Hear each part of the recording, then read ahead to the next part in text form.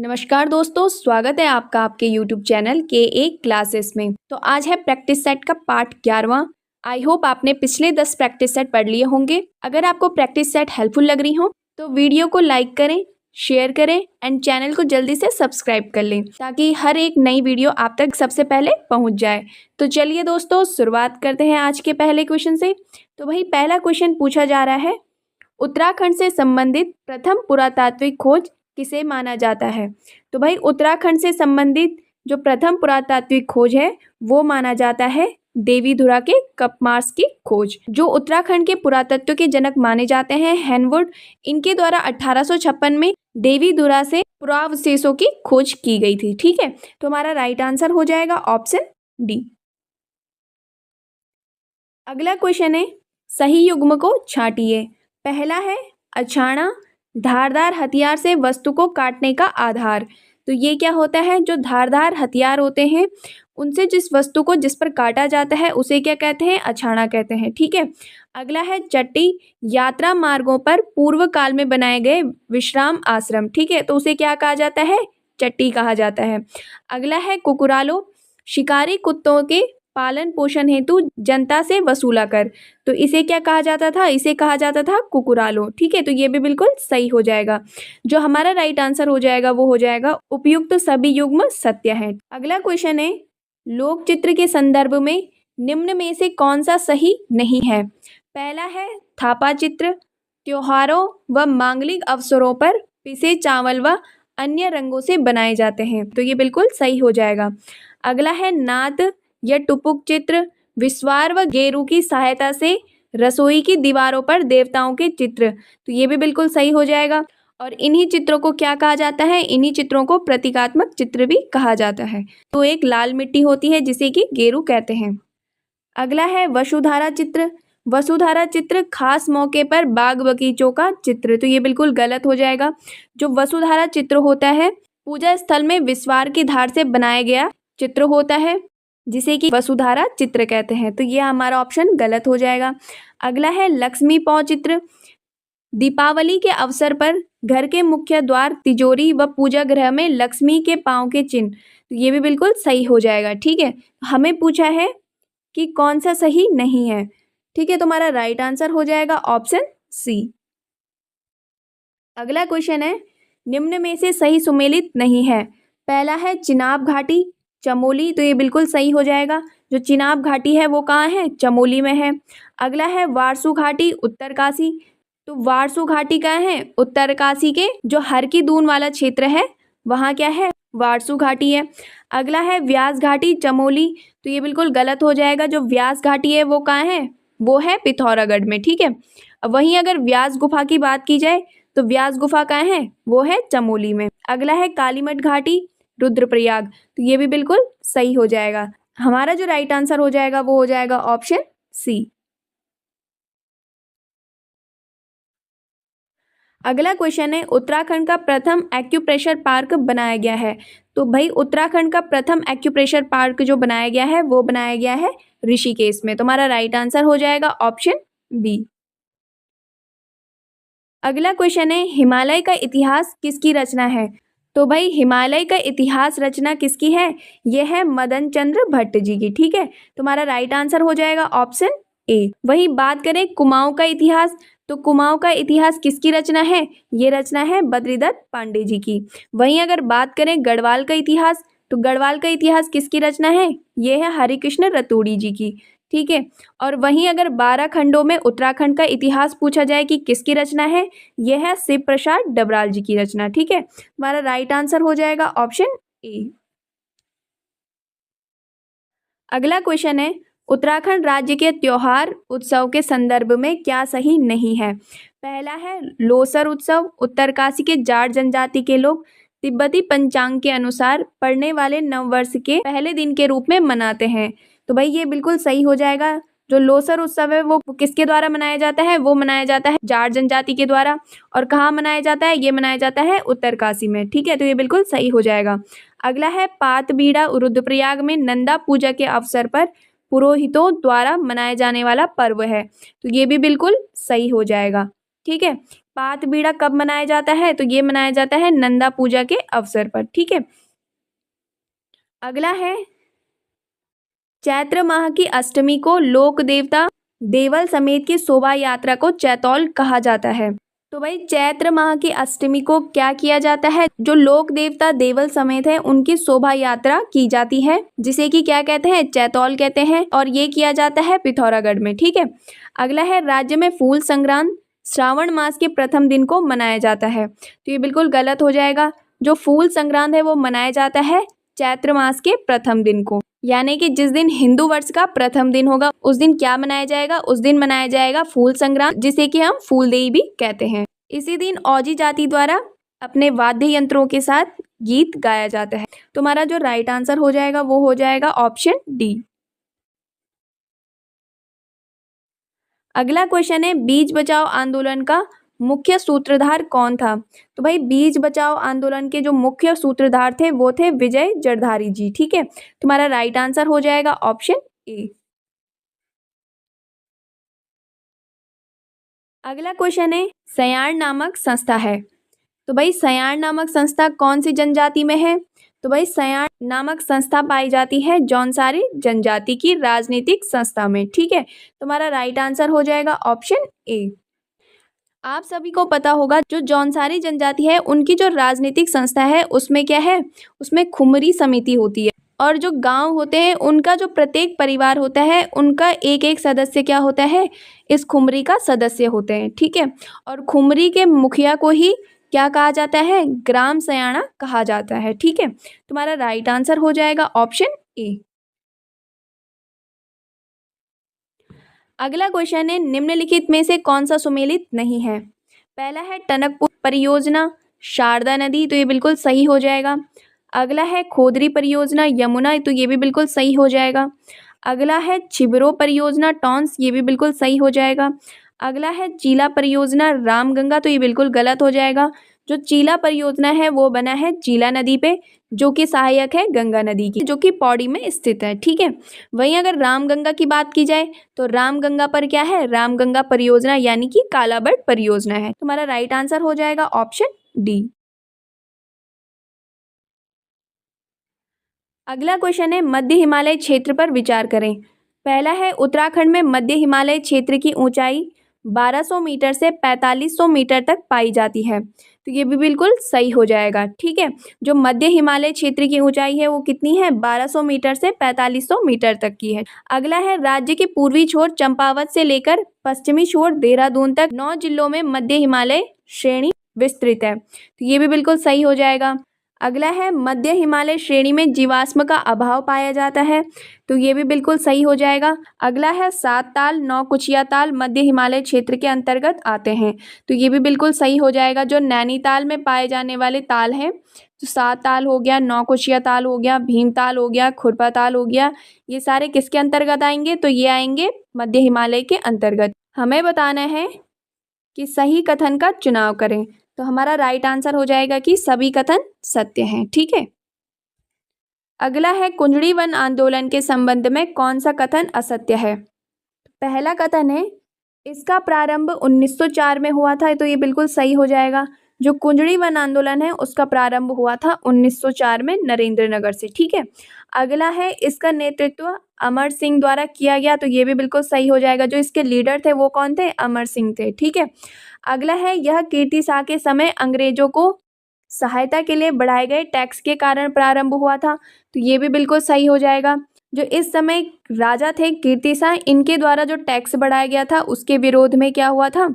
यह आंदोलन शुरू हुआ था। अगला है यह उत्तराखंड के इतिहास में सबसे लंबे समय तक चलने वाला वन आंदोलन था, तो ये बिल्कुल गलत हो जाएगा। ठीक है। तो हमारा राइट आंसर हो जाएगा ऑप्शन डी। अगला क्वेश्चन है कैंसर के इलाज के लिए टैक्साल नामक रसायन उत्तराखंड के किस औषधीय पौधे से प्राप्त होता है? तो भाई कैंसर का जो इलाज होता है वो होता है धुनेर के पौधे से। जो इस पौधे में टैक्साल नामक रसायन पाया जाता है वो यूज होता है कैंसर के इलाज में। ठीक है। तुम्हारा राइट आंसर हो जाएगा ऑप्शन डी। अगला क्वेश्चन है सिमतौला इको पार्क उत्तराखंड राज्य के किस जिले में एवं कब स्थापित किया गया? तो भाई जो सिमतौला इको पार्क है वो स्थापित किया गया था 2010 में अल्मोड़ा में। ठीक है, तो हमारा राइट आंसर हो जाएगा ऑप्शन ए। अगला क्वेश्चन है, उत्तरकाशी में स्थित केदारताल झील निम्नलिखित किस पर्वत श्रृंखला में स्थित है? तो भाई ये स्थित है थलैया सागर पर्वत श्रृंखला में। तो हमारा राइट आंसर हो जाएगा ऑप्शन ए। अगला क्वेश्चन है, राज्य में पंडुली कहा जाता है। तो भाई राज्य में जो पंडुली कहा जाता है वो किसे कहा जाता है? वो कहा जाता है लोक वार्ता को। तो हमारा राइट आंसर हो जाएगा ऑप्शन ए।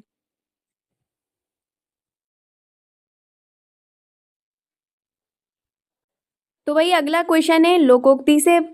तो लोकोक्ति पूछी जा रही है, खुए न की गांठी न उचो न की जांठी। ठीक है, लोकोक्ति का अर्थ है, यानी कि ये कह रहा है खुए न की गांठी। गांठी का मतलब क्या होता है? गांठी का मतलब पैसा, यानी कि ना तो खर्च करने के लिए क्या है पैसा है, और ना उचो न की जांठी, तो ना ही उठाने के लिए क्या है लाठी है, शक्ति है। ठीक है, तो इसका मतलब हो जाएगी कि सभी तरह से असमर्थ होना। ठीक है, तुम्हारा राइट आंसर हो जाएगा ऑप्शन ए। अगला क्वेश्चन है, भारत पहली बार Asian Open short track speed skating trophy 2025 की मेजबानी कहाँ करेगा? तो भाई स्केटिंग ट्रॉफी का आयोजन हो रहा है उत्तराखंड के देहरादून में, जो कि आयोजित किया जाएगा महाराणा प्रताप स्पोर्ट्स कॉलेज में। ठीक है, तो हमारा राइट आंसर हो जाएगा ऑप्शन बी। अगला क्वेश्चन है, हाल ही में मिस उत्तराखंड 2025 का खिताब स्मृति रावत ने जीता, यह किस जनपद से संबंधित है? तो भाई स्मृति रावत जो हैं वो निवासी है कहाँ की? पौड़ी गढ़वाल के एकेश्वर ब्लॉक की। तो हमारा राइट आंसर हो जाएगा ऑप्शन डी। अगला क्वेश्चन है, हाल ही में फिडे महिला शतरंज विश्व कप का खिताब कौन जीता है? तो ये जीती हैं दिव्या देशमुख। तो हमारा राइट आंसर हो जाएगा ऑप्शन बी। वहीं अगर इसका होस्ट पूछा जाए, ये होस्ट था जॉर्जिया देश। ठीक है, और जॉर्जिया देश में कहाँ आयोजित किया गया था? तो ये जॉर्जिया के बटूमी में आयोजित किया गया था। तो हमारा राइट आंसर हो जाएगा ऑप्शन बी। तो वही अगला क्वेश्चन है, इंडियन मिरर समाचार पत्र कहाँ से प्रकाशित होता था? तो जो इंडियन मिरर समाचार पत्र है ये प्रकाशित होता था कलकत्ता से। ठीक है, और इसे शुरू किया गया था 1862 में देवेंद्र नाथ टैगोर जी द्वारा। ठीक है, तो हमारा राइट आंसर हो जाएगा ऑप्शन बी। अगला क्वेश्चन है, सर्वाधिक शिशु लिंगानुपात वाला राज्य है? तो भाई 2011 की जनगणना के अनुसार देखा जाए कि सर्वाधिक शिशु लिंगानुपात कहाँ है, तो ये है अरुणाचल प्रदेश में। तो हमारा राइट आंसर हो जाएगा ऑप्शन सी।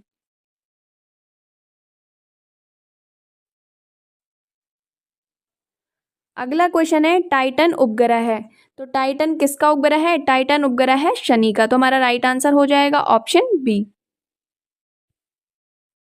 अगला क्वेश्चन है, भारतीय राष्ट्रीय कांग्रेस की प्रथम बैठक हुई थी? तो 1885 में भारतीय राष्ट्रीय कांग्रेस की प्रथम बैठक हुई थी बंबई में। तुम्हारा राइट आंसर हो जाएगा ऑप्शन ए, और इसकी अध्यक्षता की थी व्योमेश चंद्र बनर्जी द्वारा। अगला क्वेश्चन है, the man who divided India पुस्तक के लेखक हैं? तो इस पुस्तक के लेखक हैं रफीक जकारिया। ठीक है, तुम्हारा राइट आंसर हो जाएगा ऑप्शन सी। अगला क्वेश्चन है, होपमैन कप का संबंध किस खेल से है? तो होपमैन कप का संबंध किससे है? ये है टेनिस से। तो हमारा राइट आंसर हो जाएगा ऑप्शन बी। तो भाई अब आ गया है रीजनिंग का क्वेश्चन। तो पूछा जा रहा है, निम्नलिखित जानकारी को ध्यान से अध्ययन कर दिए गए प्रश्नों का उत्तर दीजिए। तो दिया है A B C D E F G एवं एच एक वृत्ताकार मेज के इर्द गिर्द केंद्र की ओर मुख करके बैठे हैं, पर जरूरी नहीं इस क्रम में हो। तो चलिए बना लेते हैं पहले इसको। तो कितने लोग बैठे हैं वृत्ताकार मेज में? तो 8 लोग बैठे हैं वृत्ताकार मेज में। ठीक है, यहाँ पे बना लेते हैं पहले। अब बोला गया है कि केंद्र की ओर मुख करके बैठे हैं, ठीक है। तो यहाँ पे उनकी पोजीशन बना लेते हैं 1 2 3 4 5 6 7 और 8, ठीक है।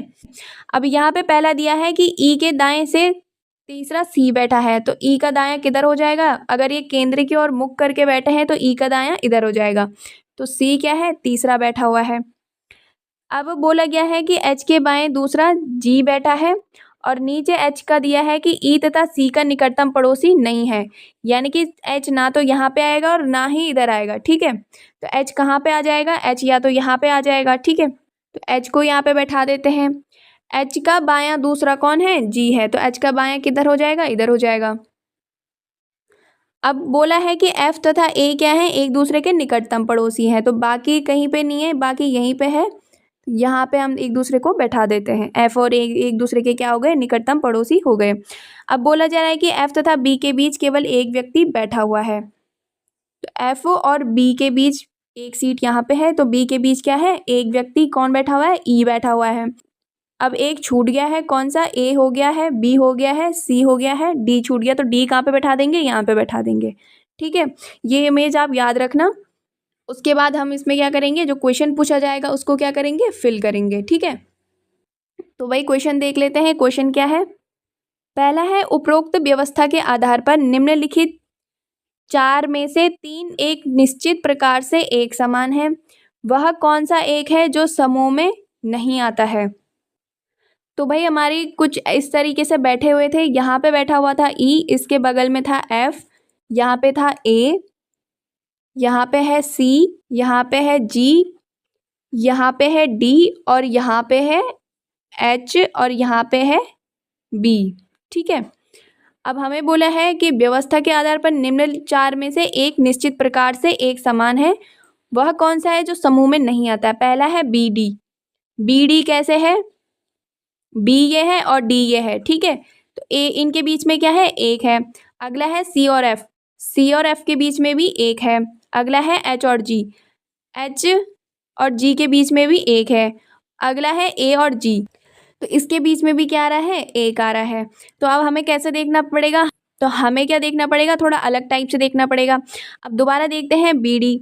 तो बी और डी यानी कि ये किसके हैं? बाएं तरफ है, ठीक है। सी और एफ, सी और एफ ये भी किसके हैं? सी के बाएं तरफ है।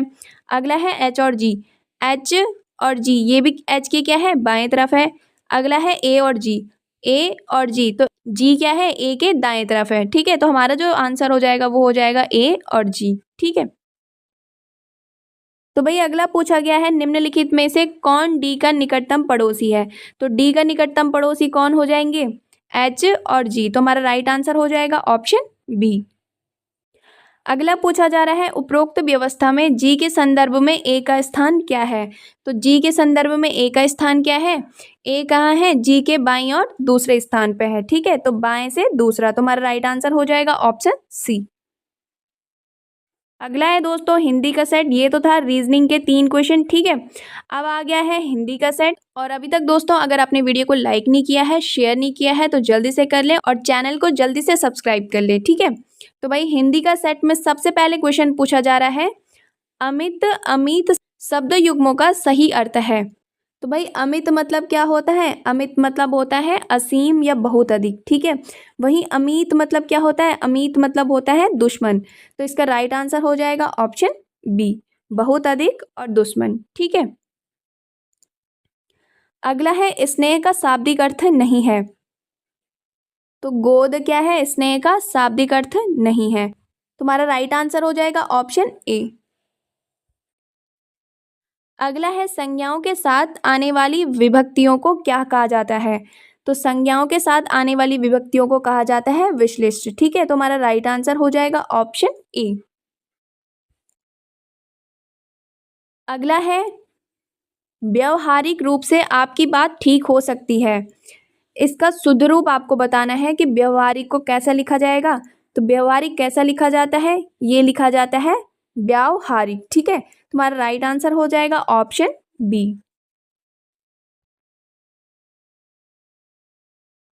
अगला क्वेश्चन है, जहां शब्दों शब्दांशों या वाक्यांशों की आवृत्ति हो किंतु उनके अर्थ भिन्न हो, वहां कौन सा अलंकार होता है? तो तो भाई जहाँ शब्द और वाक्यांश की क्या हो रही हो, बार बार आवृत्ति हो रही हो, और उसमें क्या हो, अर्थ क्या हो, उनके अर्थ क्या हो, भिन्न हो। ठीक है, तो उसमें जो अलंकार हो जाएगा वो हो जाएगा यमक अलंकार। ठीक है, तो हमारा राइट आंसर हो जाएगा ऑप्शन बी।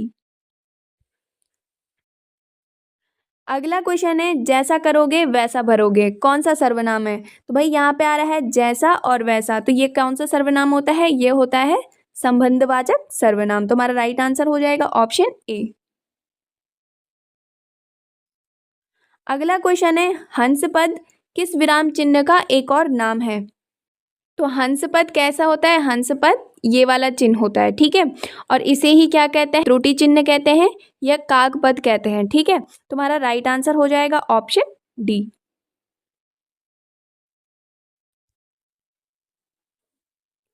अगला क्वेश्चन है, निम्नलिखित बोलियों में से पूर्वी हिंदी की बोली नहीं है। तो पूर्वी हिंदी में कौन कौन सी बोली आ जाती है? पूर्वी हिंदी में आती है अवधी, छत्तीसगढ़ी, बघेली। ठीक है, ये आती है पूर्वी हिंदी में, और जो भोजपुरी है वो आती है बिहारी में। ठीक है, तुम्हारा राइट आंसर हो जाएगा ऑप्शन सी। अगला क्वेश्चन है, शैलेश मटियानी को किस वर्ष मुठभेड़ के लिए फणीश्वर नाथ रेणु पुरस्कार दिया गया था? तो भाई ये दिया गया था 1983 को। ठीक है, ये दिया गया था मुठभेड़ उपन्यास के लिए, और ये प्रकाशित हुआ था 1981 में। और वही अगर पूछा जाए कि शैलेश मटियानी जी को किस कहानी के लिए प्रेमचंद्र पुरस्कार मिला था, तो ये मिला था महाभोज कहानी के लिए। ठीक है, और आप लोगों को कमेंट करके बताना है कि महाभोज किसका उपन्यास है। वहीं अगर पूछा जाए कि शिक्षा के क्षेत्र में शैलेश मटियानी पुरस्कार कब शुरू किया गया, तो भाई ये किया गया है 2009 में। ठीक है, ये भी याद रखना। अगले क्वेश्चन पे चलते हैं। अगला क्वेश्चन है, परोपकार में प्रयुक्त संधि कौन सी है? तो भाई परोपकार का संधि विच्छेद क्या हो जाएगा? पर प्लस उपकार। ठीक है, यहाँ पे अ और उ मिलके क्या बनाएंगे? ओ बना देंगे। ठीक है, तो इसमें कौन सी संधि हो जाएगी? इसमें हो जाएगी गुण संधि, जिसमें कि अ या आ के बाद उ या उ आए, वो क्या बन जाता है? ओ बन जाता है। ठीक है, तो ये हो जाएगी गुण संधि। तुम्हारा राइट आंसर हो जाएगा ऑप्शन बी। अगला क्वेश्चन है, पाश्चात्य का विलोम शब्द है। तो पाश्चात्य का विलोम शब्द क्या हो जाएगा? पौर्वात्य। ठीक है, तुम्हारा राइट आंसर हो जाएगा ऑप्शन डी। अगला क्वेश्चन है, मध्य एशिया का इतिहास निम्न में से किसकी कीर्ति है? तो मध्य एशिया का इतिहास किसकी कीर्ति है? यह है राहुल सांकृत्यायन जी की कीर्ति। ठीक है, मध्य एशिया इतिहास के लिए इनको 1958 में साहित्य अकादमी पुरस्कार से सम्मानित किया गया था। वहीं अगर पूछा जाए कि इनको पद्म भूषण कब मिला, तो इनको पद्म भूषण मिला था 1963 में। तुम्हारा राइट आंसर हो जाएगा ऑप्शन सी। अगला क्वेश्चन है, निम्न में से किरण का पर्यायवाची नहीं है। तो किरण का पर्यायवाची कौन सा नहीं हो जाएगा? ये हो जाएगा प्रकाश। ठीक है, बाकी अंश, रश्मि, मयूख किसके पर्यायवाची हैं? किरण के पर्यायवाची हैं। तुम्हारा राइट आंसर हो जाएगा ऑप्शन बी। अगला क्वेश्चन है, कोई काम न करके श्रीमती संध्या दिन भर मक्खी मारा करती हैं के लिए उपयुक्त वाक्य है। इसके लिए क्या उपयुक्त वाक्य हो जाएगा? खाली बैठना, दिया हुआ कार्य पूरा न करना, घिनौने कार्य करना, दिन भर मटर गश्ती करना। तो भाई इसका आंसर हो जाएगा कि खाली बैठना। ठीक है, अगला है, हिंदी वर्णमाला में श्र किसके बाद आता है? तो श्र बनता है भाई श और र से। ठीक है, तो किसके बाद आएगा? श के बाद आ जाएगा। तुम्हारा राइट आंसर हो जाएगा ऑप्शन ए। अगला क्वेश्चन है, संज्ञा या सर्वनाम के जिस रूप से क्रिया के साधन का बोध होता है उसे कारक कहते हैं।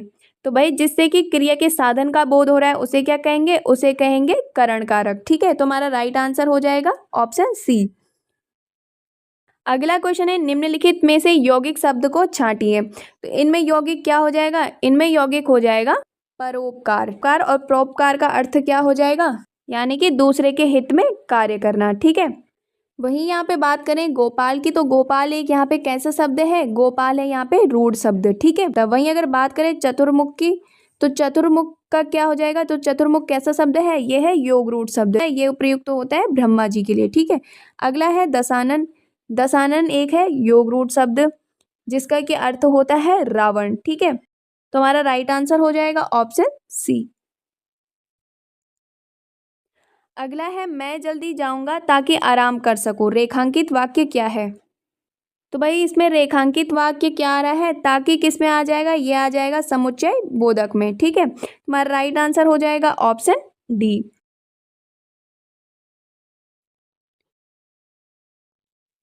अगला है क्या भूलूं क्या याद करूं किसकी आत्मकथा है?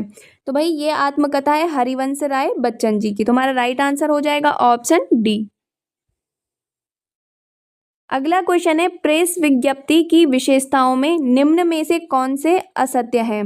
पहला है इनकी भाषा स्पष्ट और नपीतुली होती है, तो ये बिल्कुल सही हो जाएगा। अगला है इसकी शैली और शब्दावली निश्चित होती है, तो ये भी बिल्कुल सही हो जाएगा, जिससे कि क्या हो, जो भी विज्ञप्ति है वो औपचारिक और तथ्यात्मक रहे। ठीक है, तो ये भी बिल्कुल सही हो जाएगा। अगला है अंत में अधिकारी नाम पदनाम व तिथि अंकित रहती है, तो ये भी बिल्कुल सही हो जा रहा है। जो विज्ञप्ति आएगी उसमें क्या होना चाहिए? अधिकारी नाम पदनाम तिथि होनी चाहिए। ठीक है, जिससे कि क्या हो, प्रमाणिकता सिद्ध हो। अगला है इसमें संबोधन और अधोलेख जरूरी है, तो ये बिल्कुल गलत हो जाएगा, क्योंकि ये क्या है, ये एक विज्ञप्ति के बारे में बोला गया है। तो विज्ञप्ति में क्या जरूरी नहीं है? संबोधन और अधोलेख जरूरी नहीं है। ठीक है, ये किस में जरूरी होते हैं? ये होते हैं पत्र में जरूरी। ठीक है, तो हमें पूछा गया है कि असत्य छांटना है, तो हमारा राइट आंसर हो जाएगा ऑप्शन डी।